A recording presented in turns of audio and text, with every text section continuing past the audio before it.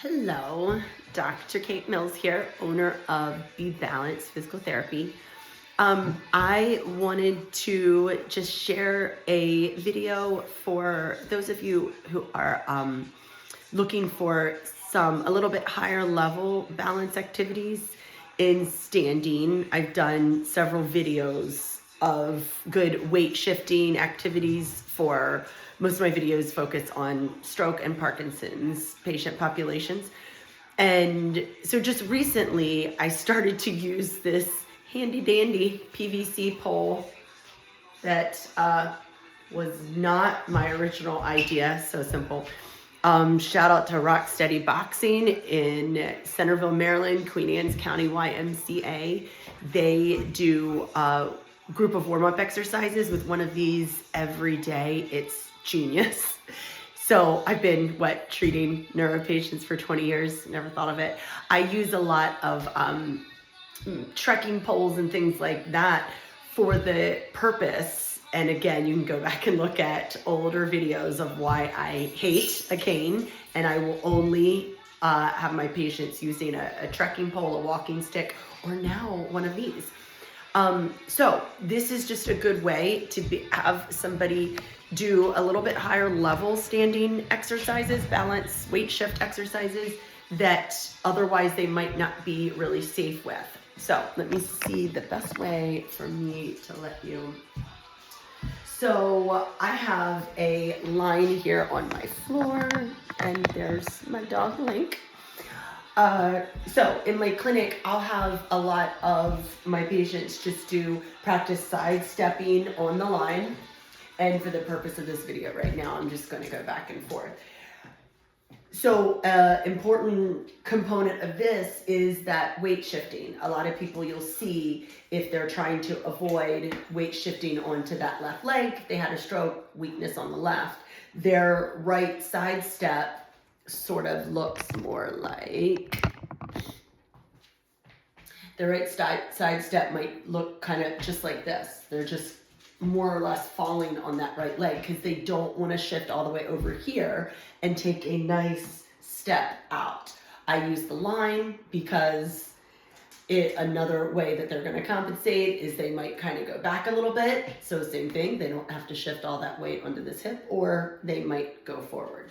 So my instructions are always try to keep toes at the line, and you want to try to take as big a step as possible.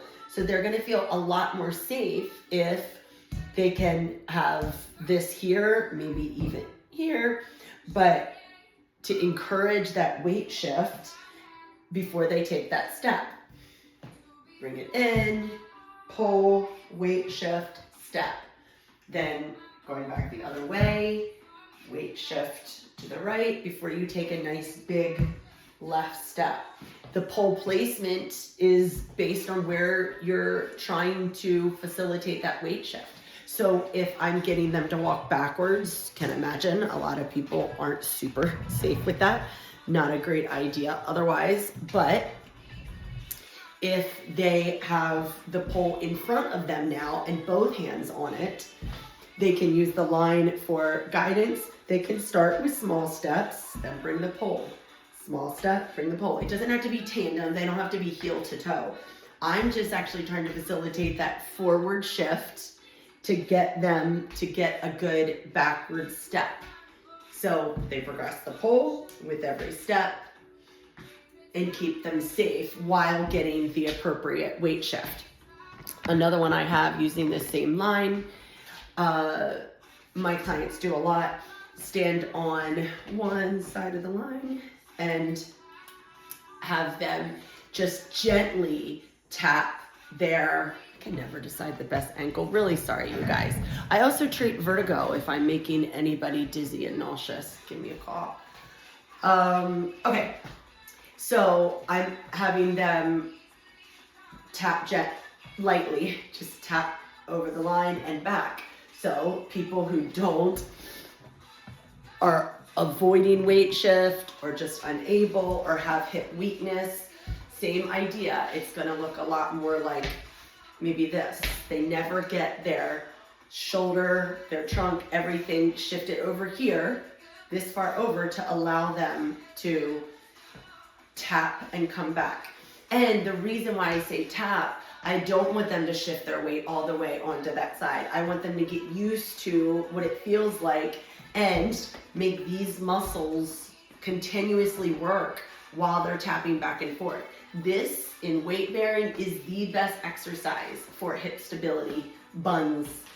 So give them the pole, make them have them start with it way out here, because it really makes it exaggerate as they tap forward and back, side to side. And it also gives them this visual. You can see, if they're looking at this pole and they start to weight shift and look what's happening to the pole, they're able to see right away, you can't be maintaining the weight shift that I'm trying to get you to if that pole is continuously moving every time you go to tap your leg, your foot to the side. And same thing on the opposite side. Sure, you kind of got the point now. But so depending on how much weight shift you need to facilitate, it can either go way out. Again, it can also go a little bit forward if they're tending to be retropulsive, pushing back. Some of my Parkinson's patients, it can go a little further back if they're tending to be here. And that's why weight shift is difficult, because their center of gravity is moved so far forward. A great thing about the height of this is if your point of extra support is up higher, then that's where your center of gravity is going to move. So positioning of pole is everything.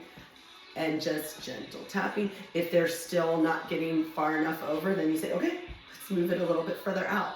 And make sure you establish weight bearing down through this pole. You're not just holding on to it there, because then this is what will happen.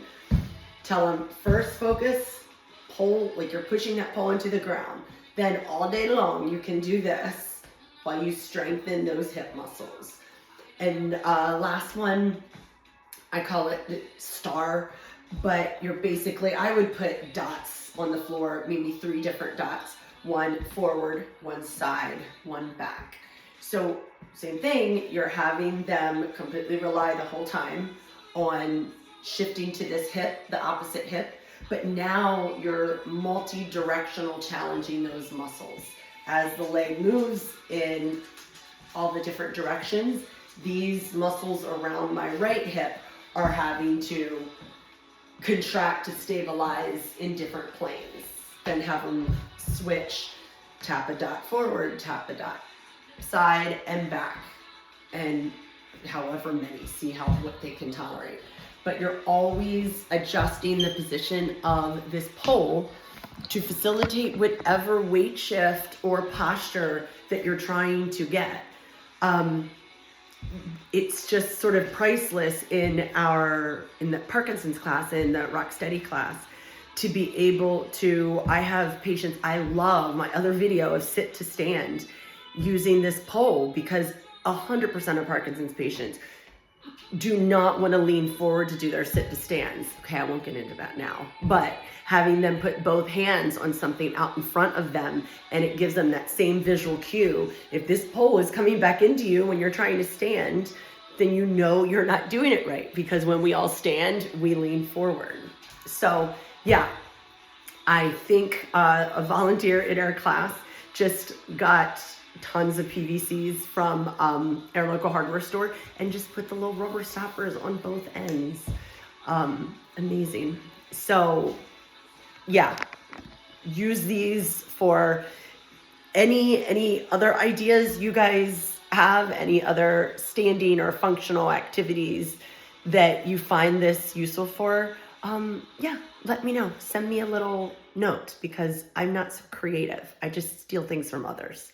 Okay, Happy New Year.